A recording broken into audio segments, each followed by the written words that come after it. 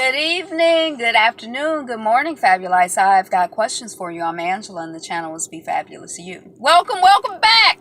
Thank you for being a subscriber or subscribing right now. Subscribe. What opens with two older folks looking at all of their stuff in leisure, and what closes with fire. If you guess This Is Us, Season 2, Episode 13, you're correct. I don't know what the title is yet. I'm going to figure that out later. But this week's This Is Us, you're correct. And thank you so much for clicking on the video and sticking around to see how we get from opening to closing. So we got two older folks. It's George and Sally. We don't know who they are. It's a garage full of junk. To her, it's memories to him. And we find that their house has been on the market and there haven't really been any bites. So she's trying to clear the stuff out. And he's saying, we need to keep it. And he sings and they dance. And, she goes along with him, dancing and trying to seduce her. And then she like, okay, now let's throw this mess out. We have Jack and Daddy Jack and Mama Rebecca, and she's excited about the Super Bowl, and he's focused on the real estate section of the paper. They want to start slow. He says that he's decided with his business to start slow and keep his job and start by flipping a few houses. We see Kate, and she comes in and she's like, Randall has been in the bathroom for an hour, and the parents are like, well, Allison is coming over. And then they yell, Randall, let your sister in the bathroom now. Let your sister use the bathroom. Then we see 37-year-old Kevin, and he's got a list, and he's checked some names off: Randall, Beth, Tess, Mom, and then he's on the phone. And then we see 37-year-old Randall and Beth and Kev's blowing up the phone. Beth says, hey, Kevin is blowing up your phone. And then he talk about the motto of his business, help folks and don't go broke. And he tell her to write it down. She like, I ain't writing it down. He like, well, I memorized it. He's in his enthusiastic mood. He's on fire. He lit. And then we see Kate's fiance, Toby, and he's in the bed, and Kate comes in the room, and she can tell he was doing something. She like, what you doing? You watching porn? You're red. You're turning red. I know you're watching porn. What's your thing? And then, she kind of goes and looks at what he was at, his browser history or whatever. And he's been looking at dogs he wants to adopt. But he knows it's a sensitive subject for her. Hey, I wonder if Daddy Jack went back in to get the dog, and that's how come he didn't make it out alive. Okay, so then we see Beth and Randall, and they're at a tenants meeting, and they're like, hey, we're your new landlords, and we have a list here of problems that we gathered. And Beth is trying to manage the meeting, and Randall is like, people are like, well, this needs to be fixed and that needs to be fixed, and Beth is like, well, we're going to get to everything in due time. And Randall is like, we gonna fix it all now. Yes, we gonna fix it now. And then Kev shows up at the tenants meeting.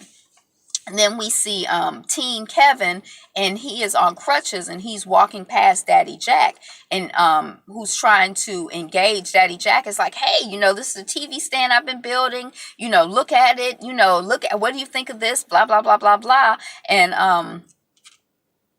the daddy can't really engage a teenager, and Daddy Jack is like, you used to be into this and now you don't care. And baby boy is like, whatever, it's just wood. And Daddy Jack is like, well, whenever I want to take a drink, I pick up a hammer, and so it's more than wood to me, but hey, whatever. Okay, so then I'm like, did Randall say that his dad built the house that they lived in? He wouldn't really let Beth get a word in edgewise in terms of their joint business endeavor of owning this building and being landlords or whatever. And then we see Kevin fixing the tenant's door. That was one of the first people at the meeting who kind of took them off of the track that Beth wanted them to go on. Something just fell on. I was watching the squirrel earlier who was jumping from tree to tree, so I don't know if it just threw a nut down. And then, and the tenant whose door he's fixing is, remember that TV show, It's a Different World, where the children went to college, and one of the first year that Lisa Bonet was at college, she had a roommate who was a single mother. this is this woman. That's the single mother from It's a Different World. I don't know her name. And then we see Randall and this is teen Randall and Allison, and they're like decorating cookies to make them look like footballs.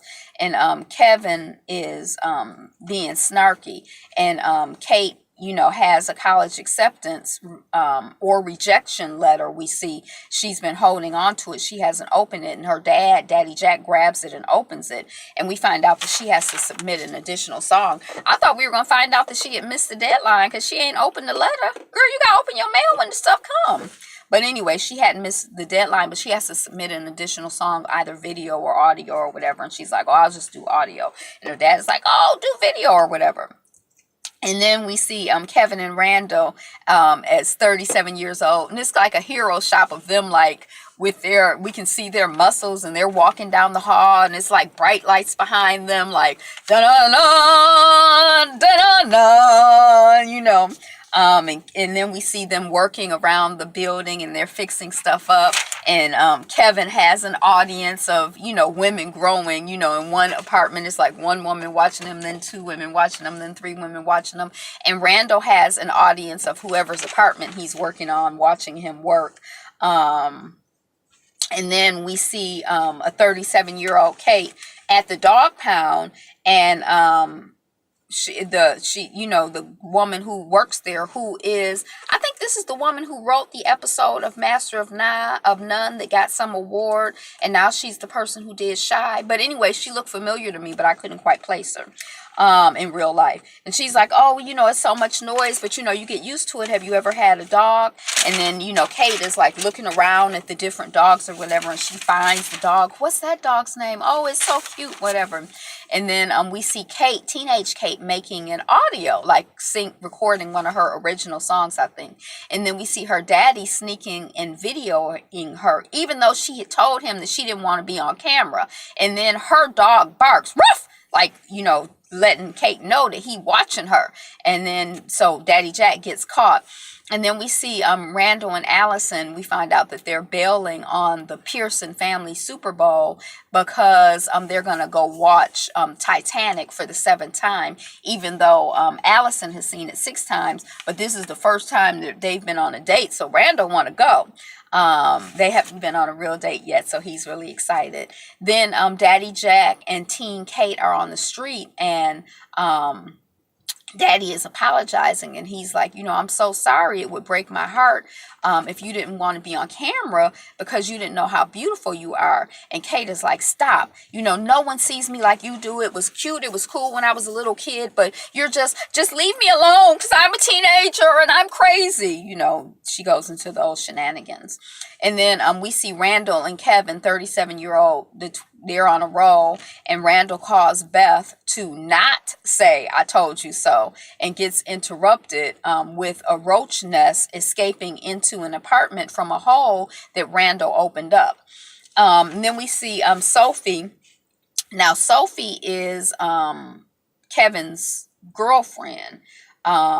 Get into New York, NYU. Oh, we find out that teen Sophie has gotten into NYU, and Kevin is really pissed because he didn't really have any plans for his future other than being a star football player. And now that he's hurt his foot, his life is different. They talking about, his mom is like, well, you can go to community college and then you can go anywhere you want. She's trying to keep it positive, and he's just negative. He doesn't want to hear it. And then he finds out that Sophie got into NYU because she calls, and Kevin is kind of pissed, and he's not excited about community college. And, you know, he's like, I was supposed to end up in the Super Bowl, not watching it like you guys. I'm going to Sophie's, you know. So I guess that's supposed to be some big, you know, insult. But I mean, how many people end up in the Super Bowl? Like, why, you know, I don't watch it, but it's way more people watching the Super Bowl than in it. So I don't think that's like some big insult. But we see Kate watching the video that her dad had made. And he's taping her, and it's like an interesting thing because he's taping her through the mirror, but you can see his face of him watching her and just how much adoration. You know, he's like, just like, he loved him some Katie, and you can see it, you know, you can see that he just loves his baby Kate. Then we see a 37-year-old Kate, and she's been approved to adopt the dog. The dog's name is Audio. because he likes music. And Kate is flashing back when she looks at audio to the dog she had when Daddy Jack died.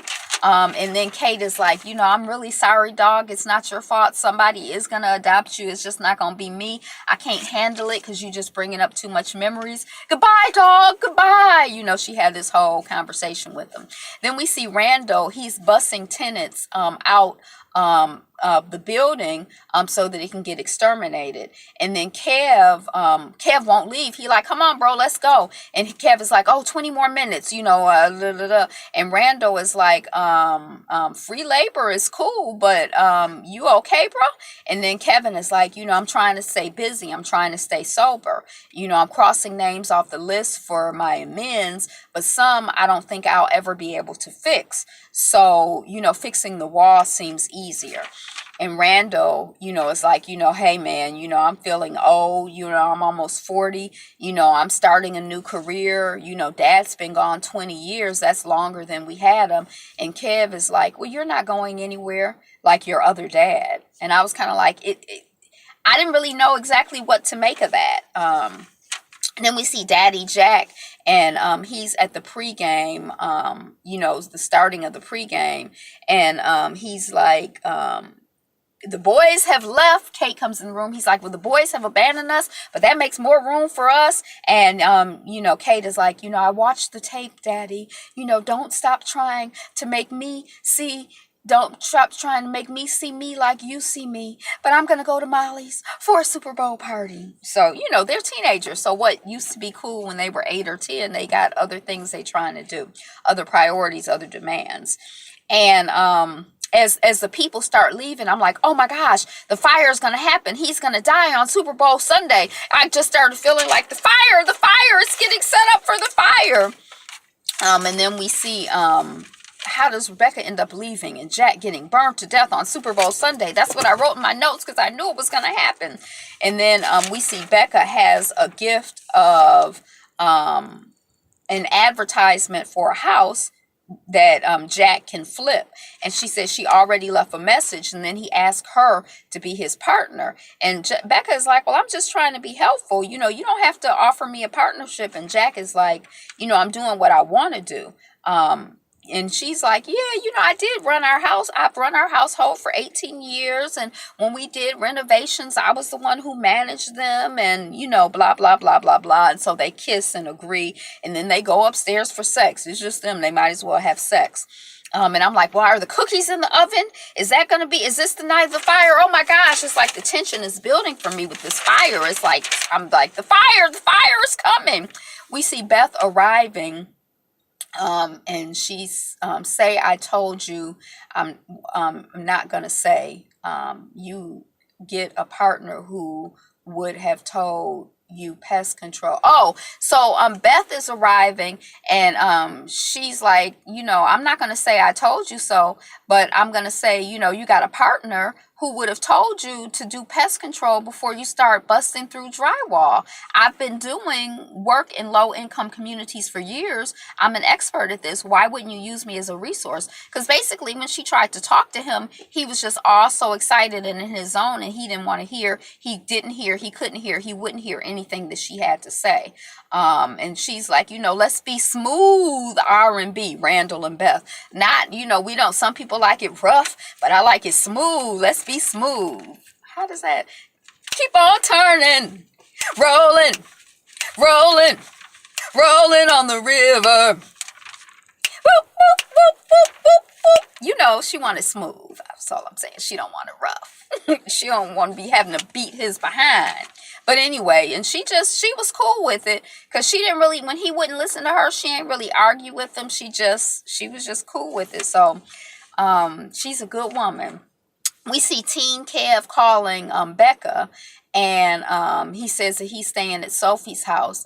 And I was like, Becca didn't talk to Sophie's mom to know, I'm like, I didn't understand that, but I'm not a parent, so I don't know. Okay, we see 37-year-old Kev, and he is at his ex-wife Sophie's place, and she's like, should I move? Are you stalking me? I didn't see it, your addiction, and I'm a nurse, and I didn't even see you. are the only man that I've ever loved and the only one who can really hurt me. If you really want to make amends, because I know you out here trying to make amends and cross names off your list, leave me with the past when it was good, when you were 10 and 17 and 20, okay? You can check my name off your list.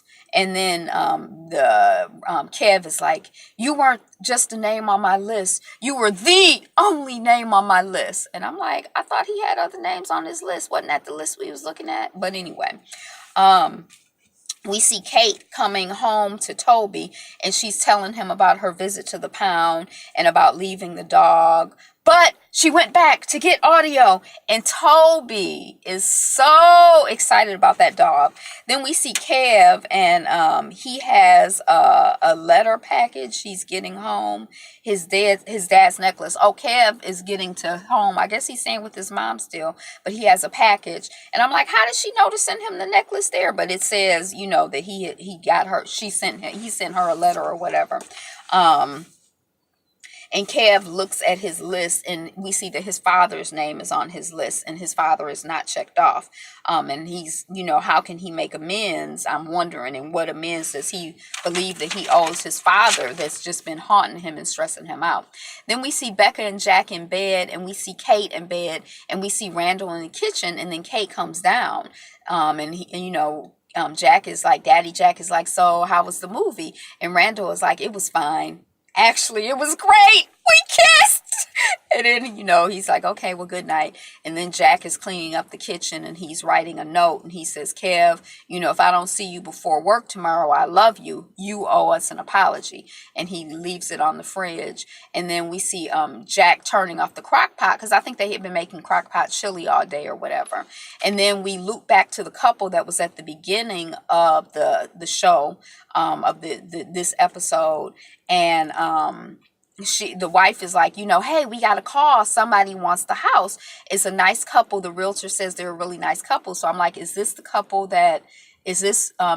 that Becca made for a place for them to flip? But no. And George is like, great. And then George comes by Becca and Jack's place with a box, with a crock pot in a box. And he's like, hey, it's good. You just got to fiddle with this switch, but it's a great thing. And they're like, oh, and probably at that time, crock pots were like, like a new thing or something. And then we see that, when he cleaned up the kitchen, Daddy Jack had turned off the crock pot, but the crock pot, the light comes back on. He had turned it to off. He didn't unplug it. And then the towel catches fire.